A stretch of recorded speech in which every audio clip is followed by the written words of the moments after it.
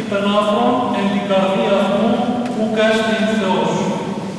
Αυτή την περίοδο, σεβαστοί πατέρες και φιλόχρηστοι αδελφοί μου, η Αγία μας Εκκλησία δίνει σε όλους μας πνευματικές δυνατότητες. Πνευματικές δυνατότητες για να αποκτήσουμε όλοι πνευματικές εμπειρίες και βιώματα και για να μπορέσουμε ακόμη περισσότερο, όσο είναι αναγκαίο και σωστικό, να πλησιάσουμε τον Κύριό μας Ιησού Χριστό. Έτσι λοιπόν αυτή η κατανυκτική περίοδος της Αγίας και Μεγάλης Τεσσαρακοστής μας προσφέρει την αυστηρά νηστεία για να θυμηθούμε πραγματικά πώς θα πρέπει να συμπεριφερόμαστε και τι πρέπει να βιώνουμε σε σχέση με αυτή την εντολή η οποία δόθηκε πριν από τον νόμο και πώς η νηστεία των τροφών είναι εκείνη η οποία βοηθάει τους πιστούς χριστιανούς να καλλιεργήσουν την πνευματική, δηλαδή την όντως νηστεία. Η Αγία μας Εκκλησία μας προσφέρει κατά Κυριακή τη Θεία Λειτουργία του Μεγάλου Βασιλείου για να μπορέσουμε να δούμε το δικό του μεγαλείο και πώς εκείνος έβλεπε το μυστήριο αυτό της σωτηρίας, το μυστήριο δηλαδή της Θείας Ευχαριστίας. Αυτές τις μέρες τελούμε την ακολουθία του Μεγάλου Αποδείπνου, όπου δίνεται η δυνατότητα σε όλους μας να κατανοήσουμε πως χρειάζεται περισσότερη και εντατική προσευχή, άρα επικοινωνία με τον Θεό.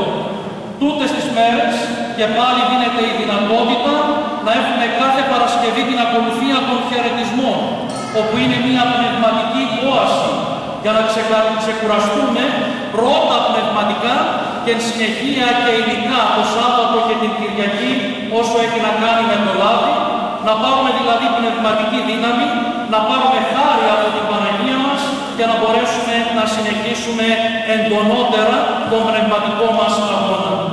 Αλλά μέσα στην Σαρακοστή, αυτό το οποίο κυρίως τελείται και είναι πολύ χαρακτηριστικό, είναι η προηγιασμένη Θεία Λειτουργία, όπου γνωρίζουμε πως κάποιοι κορυφαίοι ασκητές, αλλά και πιστοί χριστιανοί, στους πρώτους αιώνες ζητούσαν από τους επισκόπους και από τους πρεσβυτέρους να κοινωνούν τακτικά το σώμα και το αίμα του Χριστού.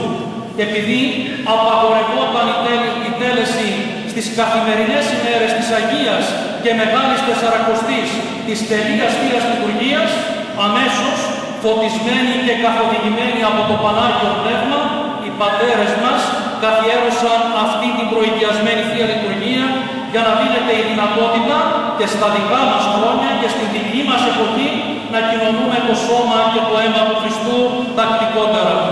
Πέρα όμως από αυτό, η αρχιοπρεπής προηγιασμένη Θεία Λειτουργία μας κάνει όλους μας να ακούμε κάτι το οποίο δεν γίνεται πλέον στην άλλη Θεία Λειτουργία.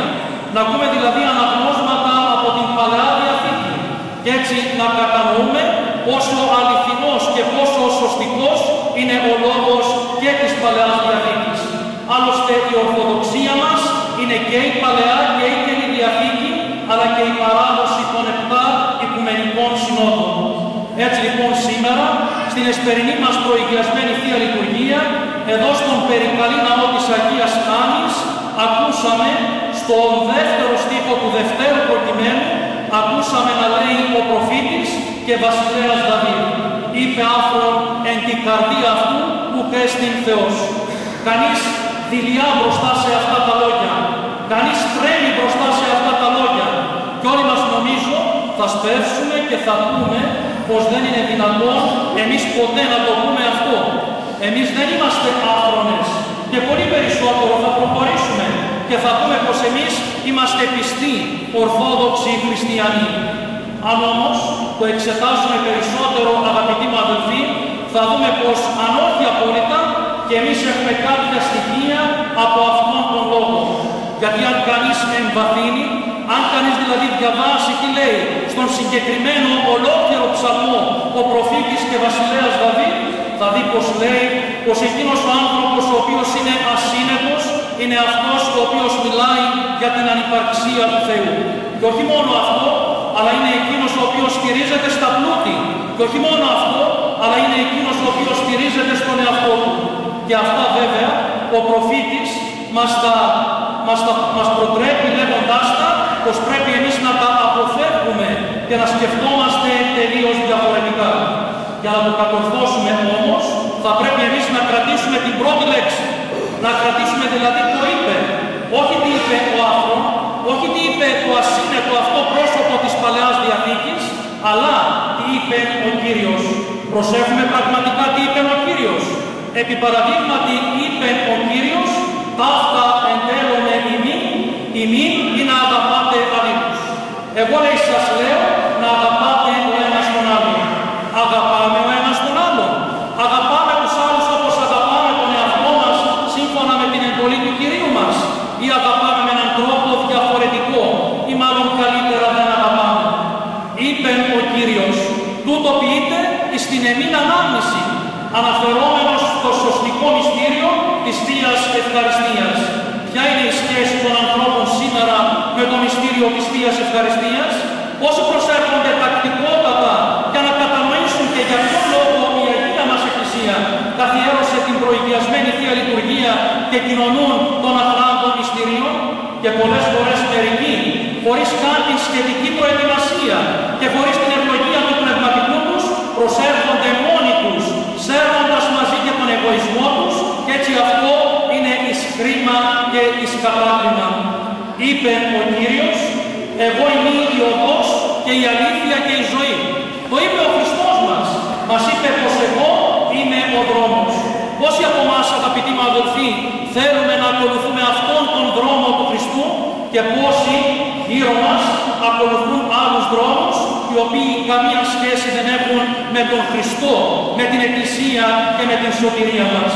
Ο Χριστός είπε πως είναι η αλήθεια και εμείς είμαστε κρυμμένοι πίσω από το δάχτυλό μας, πίσω από το δικό μας ψέμα, πίσω από τα πολλά μας ψέματα, γιατί δεν θέλουμε να κατανοήσουμε την μεγάλη και αιώνια αλήθεια που δεν είναι απλά μία λέξη, αλλά είναι το θεανδρικό πρόσωπο του Κυρίου μας Ιησού Χριστού.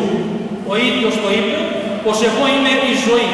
Αλλά εμείς θέλουμε όντως να ζούμε την εν Χριστώ ζωή. Θέλουμε να είμαστε ταυτισμένοι με τον Χριστό, ή κολλιάζουμε άλλα πράγματα, ή μάλλον καλύτερα εξωστρακίζουμε, διώκουμε, βγάζουμε έξω από την ζωή μας τον Χριστό, και η ζωή μας είναι σκέτη, η ζωή μας είναι άδεια, ή καλύτερα η ζωή μας είναι γεμάτη από διάφορα βιώματα, τα οποία καμία απολύτως σχέση δεν έχουν με τον Χριστό.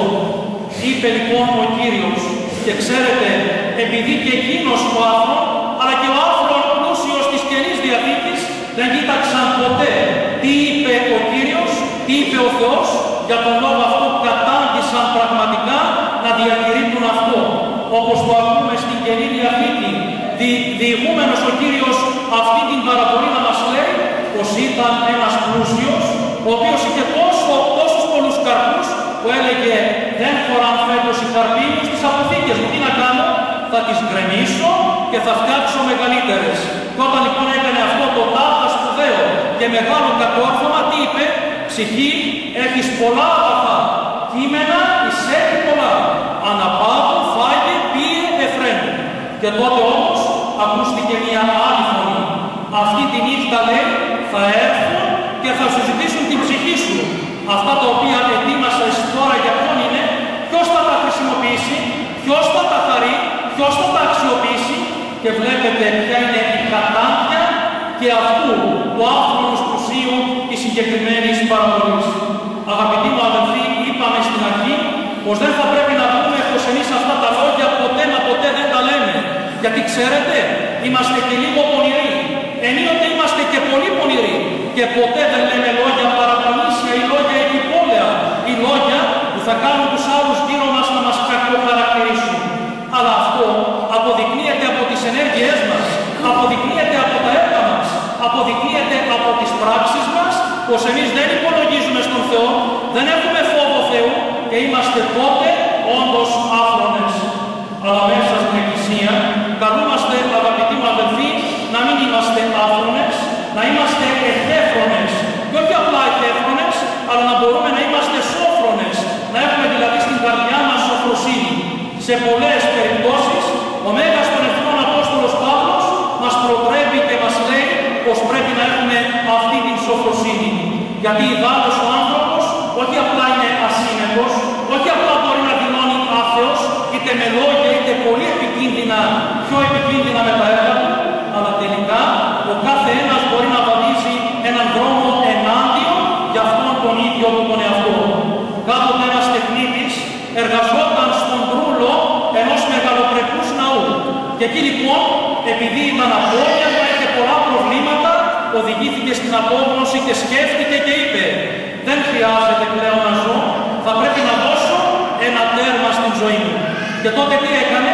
Σκέφτηκε από εκεί ψηλά, από τον μεγάλο, τον πανύψηλο αυτό ναό, να πέσει και να γκρεμιστεί και να τελειώσει την ζωή του. Και τότε, πριν κάνει το τελευταίο βήμα, άκουσε μία βροντώδη φωνή να λέει: ούτω ηγάπησε ο Θεός τον κόσμο, ώστε τον ιόν τον αυτού τον μονογενή έδωκε. Ή να πας, ο πιστεύων εις αυτόν μη απόλυτε, αλλά έχει ζωή αιώνιον. Όταν λοιπόν ξαναπροσπάθησε να κάνει αυτό το βήμα, άκουσε πιο δυνατά αυτή την φωνή. Και μετά από λίγο για τρίτη φορά και σκέφτηκε και συλλογίστηκε. Εγώ τον Θεό δεν τον έβαλα καθόλου στην ζωή μου.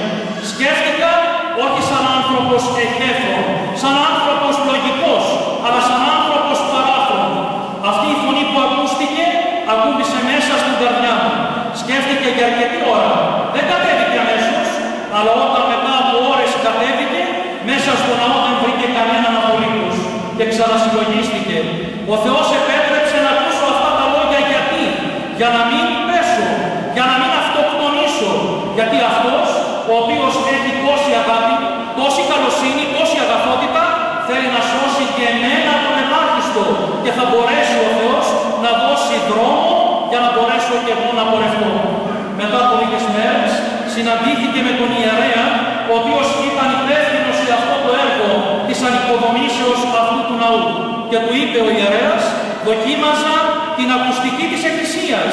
Και όπως την δοκίμαζα είπα αυτά τα λόγια, αλλά είδες, ο Θεός με φώτισε να πω ακριβώς αυτά τα λόγια τα οποία έπρεπε να ακούσεις.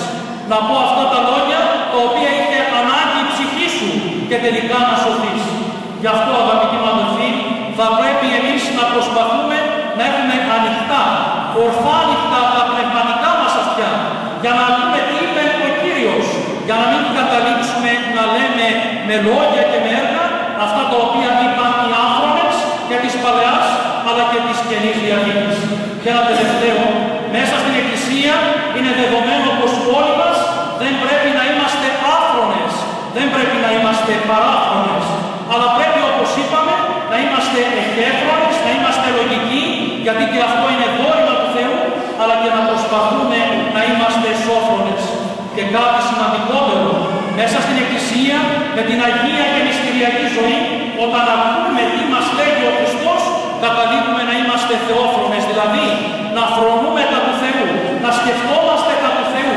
Μέσα στην καρδιά μας να υπάρχουν μονάχα αυτά τα οποία λέει ο Θεός. Και αυτά τι είναι? Είναι ρήματα ζωής αιωνίου. Είναι λόγια τα οποία προσφέρουν την αιώνιο ζωή.